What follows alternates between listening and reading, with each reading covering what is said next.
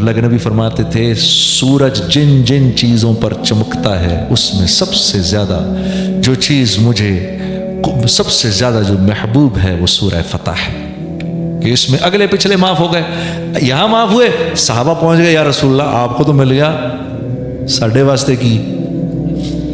تو اللہ پاک نے اتار دیا سب کے لیے، صحابہ کے لیے بھی اتار دیا، ہاں لِيُدْخِلَ الْمُؤْمِنِينَ وَالْمُؤْمِنَاتِ جَنَّاتٍ تَجْرِي مِن تَحْتِهَا الْأَنْهَارُ وَيُكَفِّرْ عَنْهُمْ سَيِّئَاتِهِمْ، سب معاف جنت میں، سب یہ بھی اور آپ بھی سب جنت۔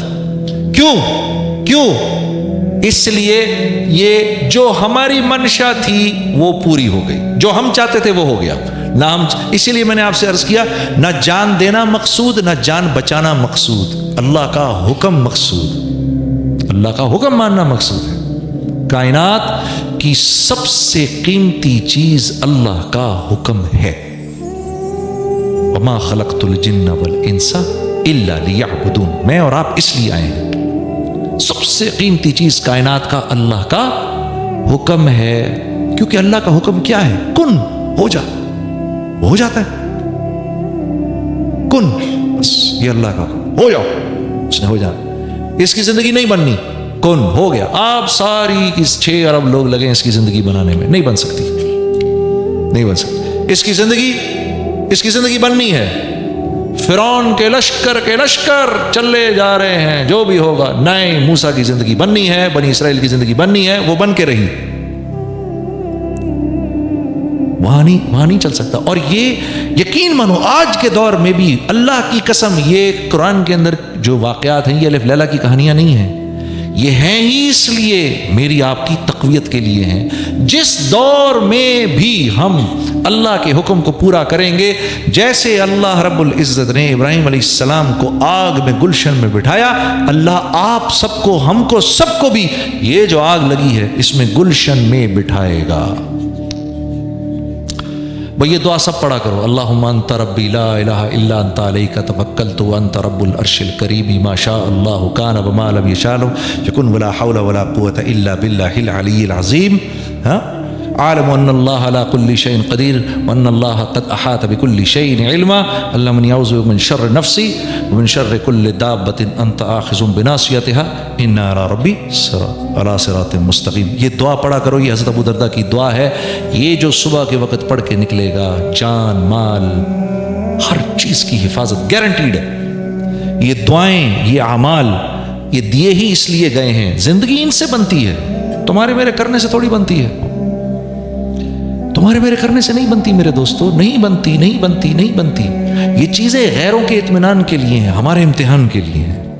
اوئے یہ پیسہ آ گیا میرے پاس، کیا کروں، کہاں استعمال کروں، کہاں سے آیا، پہلے معلوم تو کرو کہاں سے آیا ہے بھائی اجمل، یہ کدھر سے آ گیا، یہ میں نے کہاں سے کمایا، بھائی چیک کرو بھائی یہ صحیح کمایا غلط کمایا، یہ اگر میرے بچے کے خون میں چلا گیا، اگر غلط ہے تو یہ تو اس کو نافرمان بنا دے گا، ہاں یہ میری بیوی کے خون میں چلا گیا تو وہ تو بے وفائی کرے گی مجھ سے، یہ خون، یہ مال میرے گھر میں آیا، ارے دیکھو اس مال کے آنے سے ایسا نہ ہو کہ اللہ چور ڈاکوؤں کو میرے گھر کی طرف متوجہ کر دے، وہ گھر میں آئے اور پتہ نہیں کیا کر کے چلے جائیں۔ چیک کرو یہ کہاں سے آیا، لا الہ، یہ چیک کرو یہ کہاں سے آیا،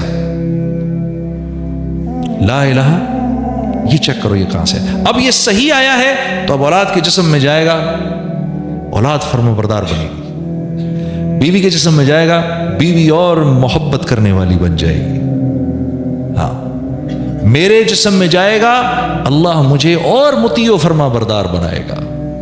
ہاں تو ہمارے امتحان کے لیے ہے یہ سب کچھ، یہ ہمارے امتحان کے لیے ہے، ان کے اطمینان کے لیے ہے، ان کو اطمینان ہوتا ہے، وہ فون کرتے ہیں یا آن لائن چیک کرتے ہیں کتنے پیسے ہیں بینک میں، اتنے پیسے، اور ان کے لیے بھی سن لو، ان کے لیے بھی صرف خبر ہے، یہ اتنے پیسے ہیں، خبر ہے، ان کے ہاتھ میں کچھ نہیں ہے، ہاتھ میں کچھ نہیں ہے، یہ خبر ہے، نہ جس کو چھو سکتے ہیں نہ محسوس کر سکتے ہیں ایسا، یہ خبر ہے۔ اور یہ خبر بھی کیسی ہے کہ اللہ واہ لہو ملک السماوات والارض والى اللہ ترجع الامور۔ میرے دوستو اللہ فرما رہے ہیں یہ جو تیری جیب میں تیرا مال رکھا ہوا ہے یہ تجھ سے نہیں جڑا ہوا، مجھ سے جڑا ہوا ہے، دنیا کا ہر امر ہونے سے پہلے مجھ سے پوچھتا ہے کہ میں نے ہونا کیسے ہے، یہ مال دیکھنے میں آپ کی جیب میں، ہاں اللہ رب العزت تو یہ پیسے کے بارے میں نہیں فرما رہے تھے، میں سمجھانے کو کہہ رہا تھا کہ آیت کا مفہوم یہ ہے کہ جو چیز آپ کے پاس ہے وہ دیکھنے میں آپ کے پاس ہے، دراصل تو اللہ سے جڑی ہوئی ہے. یہ اللہ سے پوچھتی ہے یا اللہ اس کو نفع دینا ہے، نقصان دینا ہے، کیا کرنا ہے. تو یہ بول آج کے دور میں میرے دوستو ہمیں سننے کو نہیں ملتے، ہمیں کوئی بتانے والا نہیں. ہاں اللہ سے ہوگا، الیس اللہ بکاف عبدا، الیس اللہ بکاف عبدا. میرے بندے کیا میں تیرے لیے کافی نہیں ہوں، میرے بندے کیا میں تیرے لیے کافی نہیں ہوں، میرے بندے کیا میں تیرے لیے کافی نہیں ہوں. سوچو تو صحیح، کیا ضرورت ہے اللہ کو یہ کہنے کی. ہم اس کے لیے بنے ہیں، ہم سب کے سب کو اٹھا کے جہنم میں بھی ڈال دے تو اس نے کوئی ظلم نہیں کیا. پر کیا کہہ رہا ہے، میرے بندے الیس اللہ بکاف عبدا. اللہ یہ بھی فرما سکتے تھے میرے بندو میں تمہارے لیے کافی ہوں، لیکن نہیں، ایک سوال رکھا، وہ اس بات کی خوبصورتی کو اور بڑھا دیتا ہے. الیس اللہ بکاف عبدا، کیا میرے بندے میں تمہارے لیے کافی نہیں، کیا میں تیرے لیے کافی نہیں. تو صحابہ کرام کے غصے کا یہ حال ہو گیا کہ جب اللہ کے نبی صلی اللہ علیہ وسلم واپس آئے اور فرمایا چلو بھائی بال اپنے کاٹو سب، ایک صحابی نہیں اٹھا، ایک صحابی نہیں اٹھا بال کاٹنے کے لیے. کیا دل کی کیفیت ہوگی. تو آپ نے جا کر ہماری جو اماں تھی ام سلمہ رضی اللہ تعالیٰ عنہ، اللہ ان کی قبر کو نور سے بھرے، ان کو جا کر کہا ام سلمہ یہ میرے صحابہ کو کیا ہو گیا. ہاں اب میری بہنیں بیٹھی سن رہی ہیں اس بات کو. ہاں واہ واہ واہ واہ. دیکھو بنی ہوئی عورت اور نہ بنی ہوئی عورت کا نقصان دیکھو. اب یہ بنی ہوئی ہیں، اب اگر یہ نہ بنی ہوئی ہوتی ایک ہی جملہ کہنا تھا ان کو. کیا کہتی؟ یا رسول اللہ میں تو پہلے ہی کہتی تھی آپ اپنا وقت ضائع کر رہے ہیں ان کے ساتھ. ہاں کافی تھی نا یہ بات. شوہر بیوی کی سنتا ہے تو پہلے کہہ رہی تھی یہ اس لائق تھوڑی ہیں آپ اپنا اتنا وقت ضائع کرتے ہیں ان کے ساتھ. لیکن ہماری اماں نے کیا فرمایا، اللہ انہیں جزائے خیر دے، کہا یا رسول اللہ نہیں نہیں یہ آپ کے جان نثار ہیں، یہ آپ کے جان نثار ہیں. اس وقت تھوڑی غصے کی حالت میں آپ باہر جائیں، خود اپنا حلق کرائیں، دیکھیں یہ سب بھی کرا لیں گے. تو آپ نے فرمایا اچھا ایسا ہی آپ جائیں. تو اللہ کے نبی باہر آئے اور باہر آ کے جو آپ صلی اللہ علیہ وسلم کے جو حلاق تھے ان کو بلایا. انہوں نے جو آپ کے بال کاٹے تو سارے صحابہ نے اپنے بال کاٹنے شروع کر دیے. ٹھیک ہے. اب جب واپس چلے ہیں اچھا، اور اس دوران میں کیا ہوا، اللہ اکبر.